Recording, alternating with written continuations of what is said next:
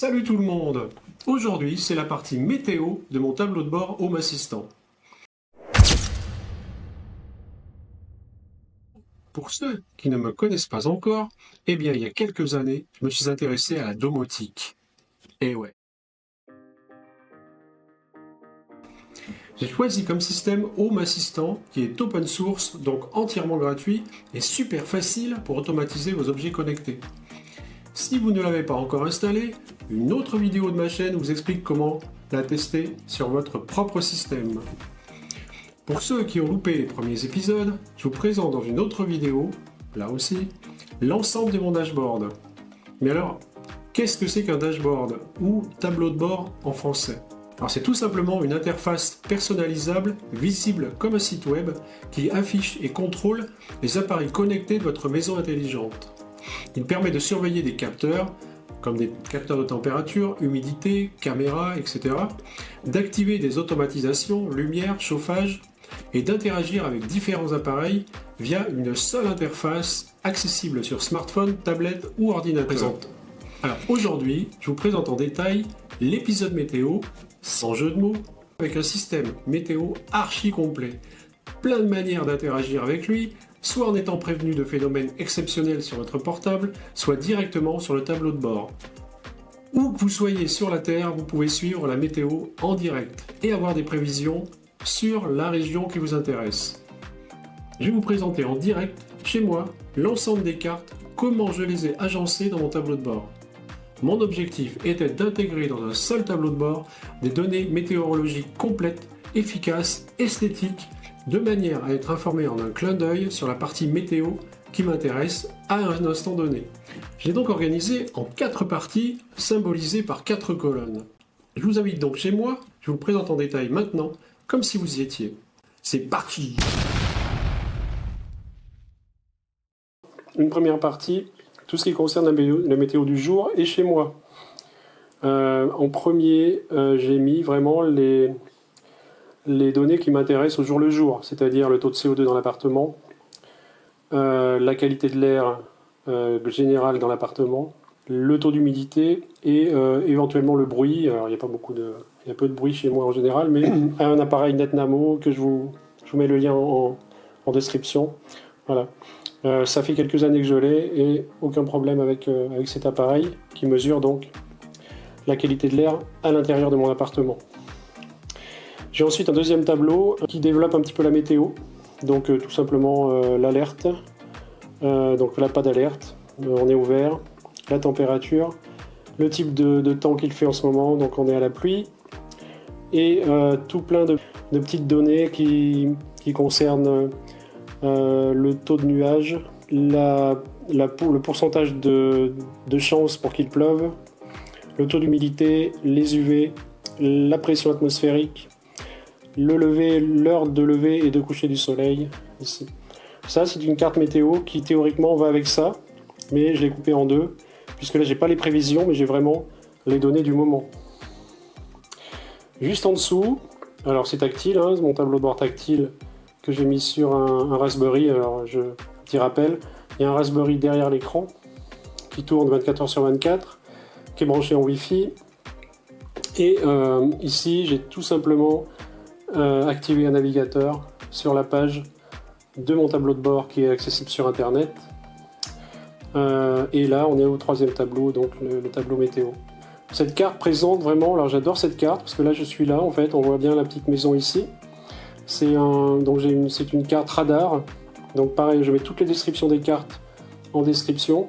Une carte radar qui me permet d'avoir une vue du ciel avec les différentes couleurs qui correspondent au taux d'humidité dans l'air. Donc plus c'est vert, et moins il y a d'humidité. Quand c'est rouge, c'est vraiment qu'il va pleuvoir. Je peux même un petit peu aller me balader à côté, etc. Là, il y a une petite heure, il pleuvait, donc j'ai dû recevoir cette petite chose-là sur la tête, qui part maintenant. Voilà, je peux dézoomer, ou même zoomer encore plus. Et là, je vois qu'il ne pleut plus, effectivement. Il pleut plus, je n'ai plus d'alerte pluie ici. Le temps est à la pluie, mais il ne pleut pas. Juste en dessous, voilà, une petite animation pour le lever et le coucher du soleil, et l'heure de l'aube et l'heure du crépuscule aussi. Et donc là, le soleil est là en ce moment. Voilà, on est pas loin du crépuscule. Alors, présentation de la deuxième colonne de mon tableau de bord Home Assistant, section météo qui se trouve ici. La colonne donc, se présente comme la première, elle se présente à peu près toute la même. La petite bannière en haut de la colonne présente, voilà, j'ai mis un titre tout simplement, donc vous pouvez mettre le titre plus ou moins gros, etc. Là, j'ai appelé la colonne de prévision, avec une première carte de France dont j'ai gardé que les horaires à venir. C'est-à-dire que j'ai la météo des horaires qui viennent, donc 19h, 20h, etc. Donc j'ai la température, le type de pluie et l'heure, ce qui est très bien pour voir si on sort, s'il va pleuvoir ou pas. Et je suis aussi alerté avec une petite bannière qui m'indique pluie dans l'heure, ici. Si il va pleuvoir, ça m'indique à la minute près quand il va pleuvoir et quand ça va s'arrêter, et le niveau de pluie, pluie faible, pluie modérée, pluie forte. Là, c'est pas le cas. On voit qu'on est dans une zone assez sèche, mais qu'il y a des nuages pas loin qui menacent, mais des petits nuages. La deuxième carte reprend un petit peu la première, sauf que là, j'ai gardé, c'est une carte Météo France, hein, pareil, j'ai gardé que les prévisions des 5 jours à venir, avec la température minimale, la température maximale à chaque fois, et les prévisions de pluviométrie ici. Cette carte-là me signale aussi la pluie sur une zone donnée sur 3 jours. Et alors cette carte est sympa puisque si on clique là-dessus, si on clique là, on a vraiment aussi les prévisions sur plusieurs jours avec le vent, etc., le sens du vent. C'est vraiment pas mal aussi ça. Voilà, ce type de tableau de bord est vraiment chouette parce qu'on peut soit zoomer sur n'importe quelle carte, soit avoir même les prévisions en cliquant ici. Vous avez les prévisions cette fois à 15 jours. Voilà, donc si on clique sur la carte météo qui concerne ma région, on a vraiment la prévision sur 15 jours qu'on peut refermer. En cliquant sur la zone donnée, on peut vraiment avoir tout ce qu'on veut en termes d'infos très localisées. Par exemple, je suis sur Dreux, je peux savoir en cliquant dessus s'il va pleuvoir sur Dreux. Événement, alors identique aux deux autres au niveau du début de la carte, hein, chaque fois, au début de la colonne, j'y mets vraiment les infos que je considère importants au niveau des événements. Le nombre d'éclairs, là j'ai une carte qu'on verra un petit peu plus tard là, mais une intégration qui me permet d'être prévenu quand un orage arrive, et avec le nombre d'éclairs qui m'indique si l'orage est fort ou pas fort. Là voilà, donc j'ai le nombre d'éclairs ici, la chance de pluie, donc là on a 10%, on voit très bien sur la carte que les chances de pluie sont très très très faibles. Et les pluies accumulées depuis quelques temps, c'est-à-dire que là on voit très bien que la pluie qui est tombée est passée ici, elle s'en va, voilà 0,6 mm. Et alors, cette indication-là me permet de vérifier si toutes les portes sont bien fermées en cas de pluie. Voilà. Si le temps est à la pluie, là comme je suis en nuageux, il n'y a pas de risque de pluie, donc il n'y a pas de risque, je peux ouvrir les fenêtres. Mais si j'avais été en risque de pluie, l'alerte aurait apparu ici, serait apparu ici. Je vais vous montrer en mode édition. Voilà, ici. Fermer la porte-fenêtre. Donc ça apparaît quand le temps est à la pluie et quand j'ai ouvert une des fenêtres de mon appartement. Ce qui n'est pas le cas là, puisqu'on est revenu en nuageux ici. Cette carte est sympa aussi. Elle me donne vraiment les vitesses et les sens des vents, voilà, sur l'Europe ou le monde. Donc si je clique sur... voilà, j'ai vraiment la planète entière Si je clique sur le mot Terre, sur Earth, donc là voilà, j'ai vraiment les perturbations partout dans le monde. C'est vraiment chouette. Et je peux agir sur n'importe quelle donnée en cliquant ici. Alors, il faudrait une vidéo entière pour vous expliquer tous les détails d'ici, mais vraiment au niveau des particules par exemple, je vois où la Terre subit un peu les particules dans l'air, donc la qualité de l'air en général, donc les zones un peu Afrique, etc., les zones chaudes, équateur.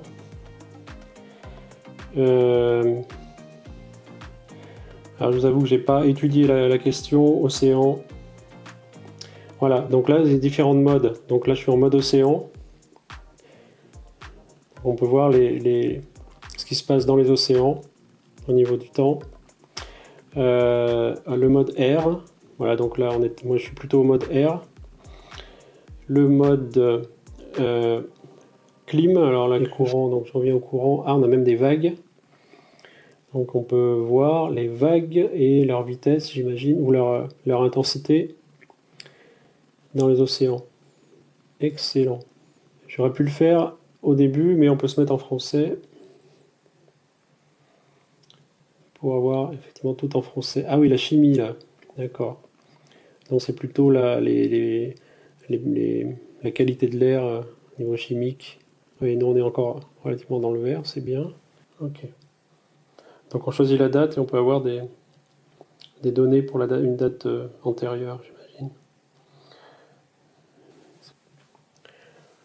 Alors si je reviens à mon Home Assistant, donc voilà, on a vu. Alors il y a une carte que j'aime bien aussi, c'est Vigicru, qui me permet, c'est simplement le site Vigicru intégré en intégration dans une fenêtre Home Assistant, qui me permet d'avoir accès aux crues du moment. Donc on voit très bien ici qu'il y a deux petites alertes au nord qui correspondent au jaune, c'est-à-dire risque de crue génératrice de débordement. Mais globalement tout est au vert, tout est bon. Là, ces cartes-là, j'aime bien aussi, c'est les cartes d'historique et de comparatif. C'est-à-dire que là, j'ai choisi de comparer deux régions au niveau du temps, au niveau du type de temps. Et là, je vois très bien qu'ici, on est plutôt en pluvieux, et qu'à 400 km au sud d'où j'habite, on est plutôt en nuageux, et on a tout l'historique de ces comparatifs-là qu'on peut avoir voilà, on peut avoir ici. Et en dessous, on a l'historique et le comparatif de deux températures, donc deux courbes de température, de deux endroits différents, mais on pourrait en mettre 3, on pourrait en mettre 4, 5, 6, etc. On peut vraiment tout intégrer, tout configurer ici. On pourrait même faire une carte avec l'humidité, enfin toutes les données qui sont ici, on peut les retrouver dans un historique et être prévenu éventuellement d'un dépassement d'un taux, etc. par SMS ou directement sur le dashboard ici. Si on habite en région de montagne, on peut plutôt être prévenu par les avalanches, enfin tout ce que Météo France nous permet d'avoir comme données, on peut vraiment l'intégrer. Si on habite plutôt dans une zone de mer ou d'océan, on peut aussi avoir des infos sur l'état des marées, etc. La section plus loin, pareil, j'y ai mis des petites infos. Alors les petites infos, comme j'ai indiqué la partie plus loin, mais j'ai mis les petites infos pour ma région d'origine, c'est-à-dire est-ce que c'est nuageux ou pas, dans mon petit coin de campagne, l'alerte météo éventuelle, la température et les chances de pluie. J'ai une vue globale aussi sur la France et sur l'Europe au niveau météo, donc là aussi je peux jouer avec, faire des zooms, etc. Une carte qui concerne la Lune, donc je peux être prévenu par exemple de la prochaine pleine lune, j'ai l'âge de la Lune, l'azimut, l'altitude, le taux d'illumination, ça c'est intéressant, 48%. Alors c'est intéressant pour les photographes par exemple, de suivre, d'être prévenu quand l'illumination est à plus de 90%, clac, on sort l'appareil photo, ou en pleine lune, on peut même dire à la notification, tu me préviens quand la pleine lune est pleine, et quand l'illumination est supérieure à 70% par exemple, 80%.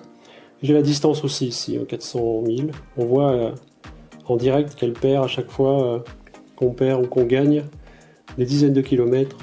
Voilà, c'est intéressant. J'ai une carte aussi où je peux suivre l'ISS. Vous voyez que la station internationale ici, et moi je suis là. Donc ça veut dire que je peux aussi être prévenu éventuellement du fait qu'elle passe au-dessus de chez moi. Donc je peux être prévenu. Et je peux mettre une condition de temps, de météo. Donc préviens-moi si la station internationale passe au-dessus de moi et s'il fait beau. S'il pleut, du nuage, ça veut dire que je ne pourrai pas la voir de toute façon. Voilà. Et là, j'ai rajouté une carte complète météo pour ma région, cette fameuse région d'origine. Hop, voilà. Voilà ma carte que j'aime bien, que je complète de temps en temps, que je modifie, mais globalement, elle me satisfait bien. Alors si je vous montre les cartes conditionnelles, j'en ai quelques-unes, c'est-à-dire je vous ai montré les orages, je vous ai montré la porte-fenêtre, et puis voilà, il n'y a pas grand-chose à montrer. Ah, en carte conditionnelle, celle-là, il peut être sympa.